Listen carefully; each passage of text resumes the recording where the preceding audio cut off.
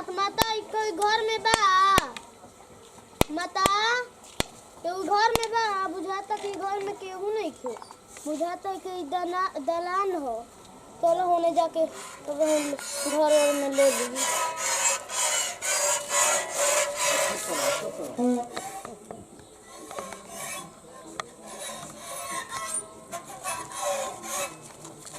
जय हो बाबा बाबा हे उम्र में रउआ काहे जोगी बन गईनी का बतलाई बाबा हमरो के ले चली ना अपना बीरी हमू और दोस्त प्रेम बन के हमू जोगी बन जाइम हमारो ए गांव में कोई देखभाल नहीं करत बाबा हमरो के कुछ करी दया ना तहार जोगी बने ना बाबा हमरो के संगे जा तू घरे दत्ता के ना बाबा ना बने की ना बा हमू बनम अपन मम्मी सने जा ना मम्मी कोई नहीं के हमरा के दया करत बाबा तू जोगी होती है ना हम मरद हई मरद छोटका मरद जना कहल जाला बावना बाबा हमरो के ले चली अपना संगे की गुरु ना और तू किसी को बेच के भी तू बना देता बावना बहुत तक बात बोला बाबा हमरो के ले चली ना दया करी तू कहता जाके बैठ रह ना बाबा जोगी के तू रूप मत बदल ना बाबा रौरे रूप हमारा ठीक लागता कितना रंगाइल बनी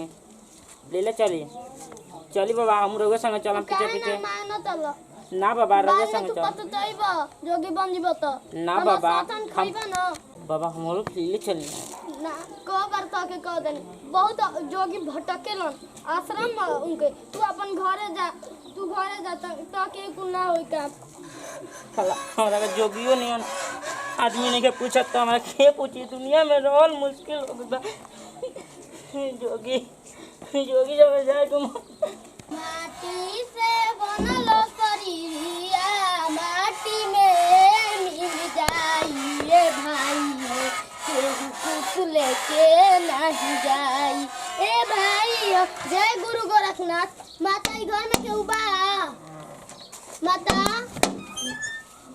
अरे बाप रे बाप अरे ये कहाँ से जोगी बाबा प्रणाम करतनी ये बाबा इहे हम कहत तनी बैठी बैठे का मतलब तुमके गुदरे जाके हम जाई औरी का तो हम अरे जाके ना बैठी है जे बैठी पहले बैठी हमरा के गुदरी देव ये बताई कि और माई बाबूजी क्वेश्चन रहे कती ऊपर के खेत देलस के जोगी बन गनी माई बाप के हाथ नहीं थे हम तो सुनले बानी कि माई बाबू से लड़ाई झगड़ा होला या कोनो क्रोध होला पति पत्नी में तो घर ले आदमी रूस के जोगी बन जाला माने हमार दादी कहत रही और औरा पर कौन हत्ती को बानी और पे आफत आ गई कि जोगी बन गईनी बहुत बड़ा आफत बा बता सकी ना थोड़ा अरे बताई तनिको दुख तकलीफ हम जान जैती तनिक गाना यो तुम्हें दुइये शब्द बा बताई वो तने माई मुअली बचपन में पापा स्टूडेंट में माई मुअली अपने हमनी के माई बचपन में छोड़ देली हमनी के पापा रौरा के दुइयो दिन ना एक्सीडेंट में मुंह गुला अब हमर केहू नहीं के रौरा दुनिया के में देख हमर बड़ी दया होते जोगी बाबा हमके तुतलू उधर धीरे सुनी ना जाई रौरा सरंगी रख दी हमारे घर चल के रही ना हतना नाबालिग बच्चा देख के बड़ी हमरा मोह लागत ना ये जोगी बाबा ऐसे मत करी ना मत ऐसे मत करी हमके गुदरी उधर धीरे हमरा के सब कुछ देव लेकिन रौरा आई रही है जीगा हमके ना जी बाबा के देख के बड़ी हमरा दया होता आई ना माता जाई ठीक बता रौरा ना मानम त हम लेके आवत जय मत अरे बाप रे बाप हमरा देखिए कि जोगी बाबा के इतना दया आवता कि का हम कहें कैसे गुजरी दे के विदाई करी अपना घर से ठीक भाई जे रही हम आवत नहीं लेके माता तोरे हाल पे करी कतौ जाए के बा राम सीताराम ए बाबा हई धरी गुदरिया कोनी हिना के बैठिए गिलास पानी लिया त ना नहीं पी ली हम पानी पिए के मत नहीं कि हमके यहाँ ले चले के बा ए बाबा हमरा कैसन आशीर्वाद दे दी गुरु ना गोरखनाथ तक के आशीर्वाद देते रौरा के तो देख के बड़ी हमर दया त रौरा जैसे हम त हमर छोटी छोटी लड़का बस हमके यहाँ ले जाए दी ठीक बा जाए बाप रे बाप कतना निमन जोगी बाबा देखला पर बड़ी दया आवता बेचारा कैसे को घरे मंगे त एक पसर मिली इनकरा के कोने कि हमरा घरे रह त रुकबो ना कइला हम हे भगवान ऐसा दिन जैसा भगवान भेज देता ना, बेचारे के माइयो मर गई, बाबुओ मर गए, यही से बेचारे के घर में कोई ना हुई तभी ना जोगी बन गई वाला। चल हे प्रभु हम अब चलत नहीं। जय गुरु गोरखनाथ माता के घर में बा माता। अरे जोगी बाबा गोड़ लगा तनी जोगी बाबा जी। हमके लुदरी उदरी जाके हम जाई। हे भगवान जी कौन कैसन कैसन आदमी दुनिया में रहेला, का चाहे जोगी बाबा? लुदरी उदरी दादा के हम होला चली, हमके अपना भाषा ना चाहिए। ए बाबा जी बहुत कृपा बा भगवान जी के, बहुत कृपा बा भगवान जी के किरौरा हमरा द्वार पे आयल बानी। हम कुछ मांगे आयल बानी, हमके कुछ दा। ठीक बा बाबा जी, लेकिन वो मिल जाए। लेकिन एक बात बोली जोगी बाबा जी, और औरा इतना कम उम्र में काहे के जोगी बाबा बन गई? हाँ हमके बहुत असूबा, हमले अपना जवान न पूछो। लेकिन बाबा जी एक बात कही, का शादी ना करम का? ई कुल का कहता लू? हमके जोगी, हम जोगी हनी। बाबा जोगी बाबा जी सुनी ना, हेनिया सुनी ना। का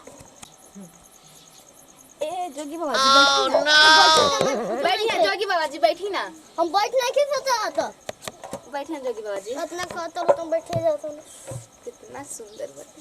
जोगी बाबा जी एक बात कही, का रोरा शादी करनी हम। ई का कहता लू? हमके जोगी बाबा की ई कुल कितना जोगी सुंदर लगा हमर तनी। गुरु गोरखनाथ हमर भगवान आला, हम सचम कलबन, हम केहू ले हम शादी ना करब।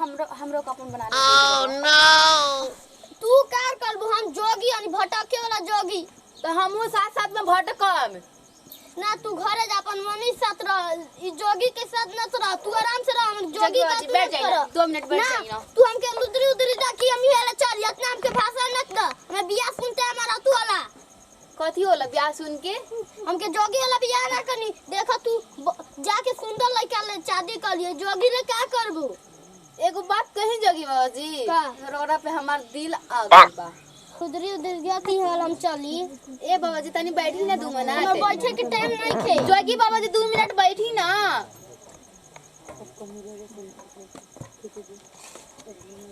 बोलो का कहता लो? यही कहता नहीं कि इतना कम उम्र में काहे के जोगी बन गई है बाबा जी? हम जोगी काहे के बनम? तहारा के ना पता कर, हमके लुदरी जाकी हम हेला चली। ए जोगी बाबा जी को बात कही, हम शादी करब। ये लड़की तू क्या कर रही है?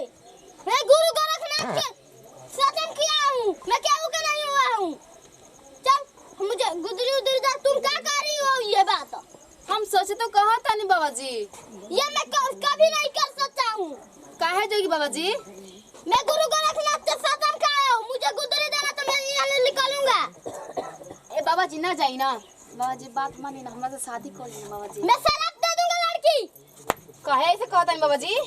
मैं सलाह दे दूंगा, गुदरी उदरी दो ना तो हम निकल जाऊंगा। बाप रे, इतना बड़का आदमी निकलल, हम तो छोटा बच्चा समझत रही। से बोले क्या बात नहीं।